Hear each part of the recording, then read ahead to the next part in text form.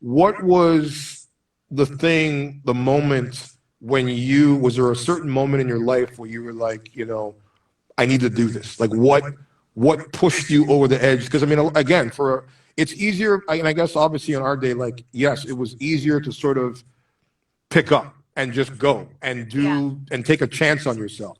Yeah. But even for a female, and I know a lot of females in the sense who have moved to LA, and they all come into the whole thing of like the attitude of like, if I find an agent and I move to LA, I'm going to be famous and it's just all going to happen.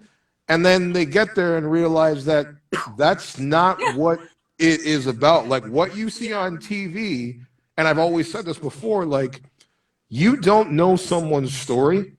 You only see the glory.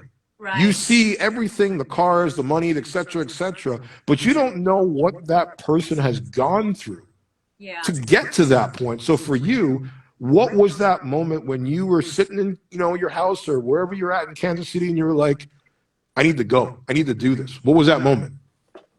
Well, that moment for me is it's a rather shocking moment, and one I don't talk about all that often. But I had a drug problem as well, and I had hit real rock bottom, and I had taken my own life, and I was brought back in the ambulance on the way to the hospital. And I realized that something had to change. Mm-hmm. And I didn't know what it was going to be. And I actually worked in medicine for a few years after that while I was pursuing comedy. And comedy for me was an outlet to talk about my depression, to talk about my anger, to talk about all of those issues and relate to people with them instead of hiding them and being afraid of them. But yeah, so I did comedy for several years, like just completely under the radar, doing, bars and whatever open mics I could find until I really found myself. It wasn't until 4 years after my suicide that I actually picked up and left. But I knew probably right away that things had to change. Okay. And I took about 2 years of like figuring things out, staying in the medical field, and then quit everything. And I was like, nope. I'm going to do it. I'm going to pursue it 100%. And for me, like when I commit to something, I'm in it. Even if I'm mentally or financially probably not ready for it, if I've said I'm going to do it, my word is my bond, and I will do it. And that's just my mindset. I think that's the mindset. I mean, that because, and this is the thing is what it's funny that you named the start of your podcast Raw. And that's what I love about you, is because you're going to get a raw realness and truth. Yeah. There's no faking. There's no hiding behind, in a sense. What I say, it didn't take coronavirus for people to start wearing masks. I think people mask all fucking day. And now that. Yes. They're all seeing, in the sense, number one, the reality, because again, it's like when you are outspoken, opinionated. It's not even, I think, even opinionated, because I think that we should be allowed to be able to speak our minds freely, as long as we're not doing them in a disrespectful way that people don't understand. Like, words are as dangerous as a bullet to some people. And when you have gone through what, just like you, just like me, I mean, as I said, I am a suicide survivor myself as well. And I know when you hit that bottom space, it's not something that you even plan, think about. You just have a psychological break that you're just like, I don't even know what I'm doing. In the pain. In the pain. That's all that matters. And if you're lucky to come up from the other side, you have a choice. You have a choice to either say, okay, I'm going to stay in this place. Stay in the life that made me this miserable. Or you make a change. And it was like me. I mean, I went through those phases. I went through, criminal phases, per se, being in a gang. And I remember the same thing of like, there's something has to change, and it's not going to be changed by anybody else. I mean, and the best part, I think, about when you go through something what you have gone through is when people write you off. because yeah. now it motivates you. Now it fuels you to say, you know what? You knocked me down, Yeah. but I'm going to show you exactly that I can do this, and I can do it not without your help. I can do it because I'm doing it for me. So like for you, you know, going through, as you said, you know, a drug problem and a suicide. I mean, what did you did you find for yourself that was the lowest point in your life that you've experienced? You know, I've had a lot of lows. I mean, honestly, I feel like everybody's life. I don't feel like I'm alone in saying this. I feel like everybody's life hits those dramatic highs and dramatic lows, and I've definitely hit a few, and I've hit a few since being in Los Angeles. You know, when I did have I was homeless for a year. And when I was homeless, I was definitely in a bad point of my career as well. I was doing things that I would have never thought I would do in my career, and I was doing them, and I was doing them on camera, and I just didn't have the respect for myself. I think I let what everybody else was saying about me get into my brain, and then I started thinking that about myself, and I was like, well, then nothing matters, you know, I'm just this low level life. But I think that's what I also respect about porn, is when I started respecting myself, that because people had put me at such a low level. I mean, people like take away your identity as a human when you get into pornography.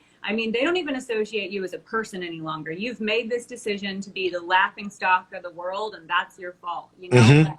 That's what I love about it, is that it did rip away everything from me. It ripped away any eliteness I thought I had. It ripped away my college education. Not that it took it away, but people don't assume I have it, and they don't, you know, they don't give it any legitimacy. I mean, people took everything away from me. And so now I feel like, well, I've got nothing to hide. You can literally see my asshole on the internet. Like, good luck finding a secret. I have none. I've spoken about everything in my life. I've talked about my suicide. I talk about STDs. I talk about literally everything. There's nothing in my life that has gone wrong that I wouldn't tell the world.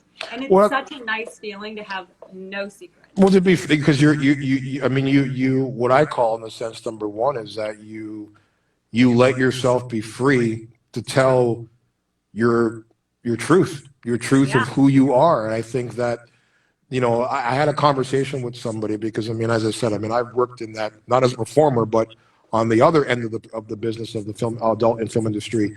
And, you know, the one thing that I learned real quickly, in the sense of where people who have gotten into the business, you know, because of course there's the fans that see you and they see what you do, right? But they don't seem to forget, one, there's a real person there.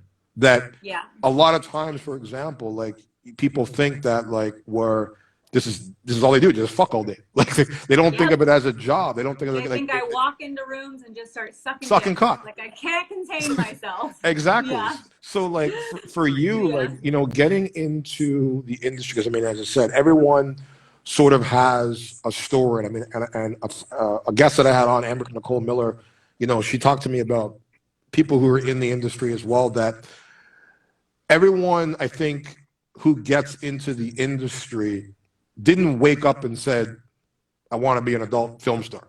They always, she said that, you know, that a lot of it comes from that person's trauma that they experienced possibly in the earlier parts of their life, that if they didn't experience the trauma that they've gone through, they probably would have gone on a different path. So for you, like, getting into the adult industry, was that something that you felt you got into based on trauma, or was it something that you were like, okay, I was either already a sexual person, so I might as well get paid for it, or C, was it something where you're like, as I've said to people, whether you strip, whether you work in a strip club, whether you're a porn star, whatever you do, you know, nobody should tell you or be able to tell you how you go about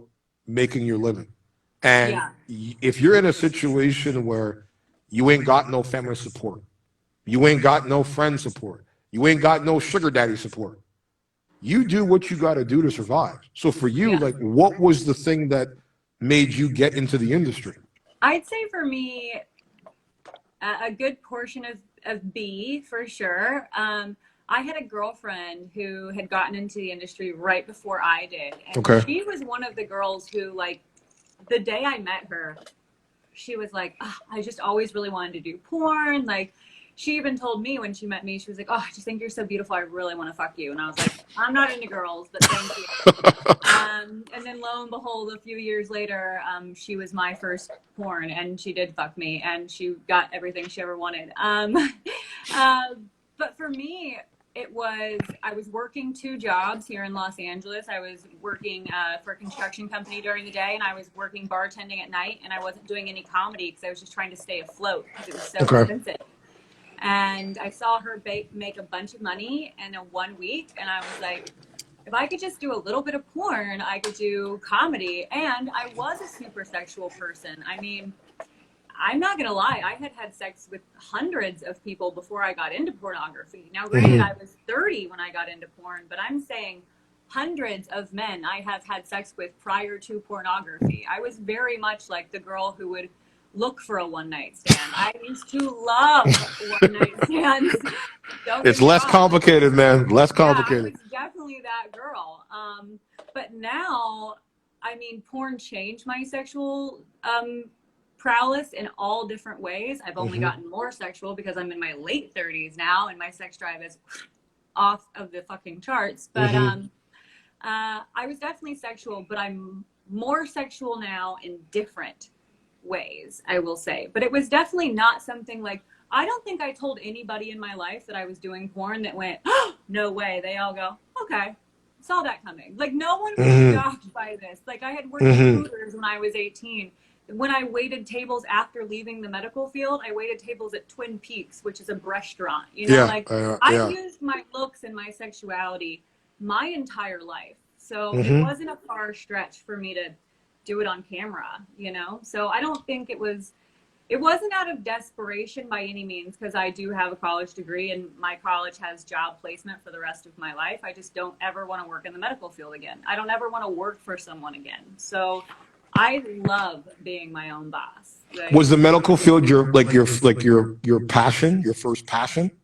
Never. So what was your passion? It was comedy. Comedy is the only thing I've ever felt like passionate about, you know? That I'm like, I have to figure out how to make this happen. And it's interesting now too, because of the pandemic. I always thought it was like stand up, stand up, stand up, stand up. And now I'm like, I don't really want to go do stand up in someone's fucking garage or outside at a park. Like, I have other things going on with my comedy, and I've got a movie coming up I'm doing. I have my own series I'm writing. Like, I can do comedy on my podcast, so many different platforms that I don't have to be doing, you know, 10 shows a week, killing myself doing stand-up, making $50 a show. Like, I don't need it, you know? Well, here, the beauty about it, in a sense, obviously, with the pandemic, where, you know, where you, like right now with what we're doing, like we got people from all over the world, Brazil, signing in. So it's like, to you, when you use your own platform, which I've always said to people is like, now with everyone being at home, on their phones, glued to their devices, you have your audience that you literally, number one, are getting a bigger audience where, you know, you don't have to have the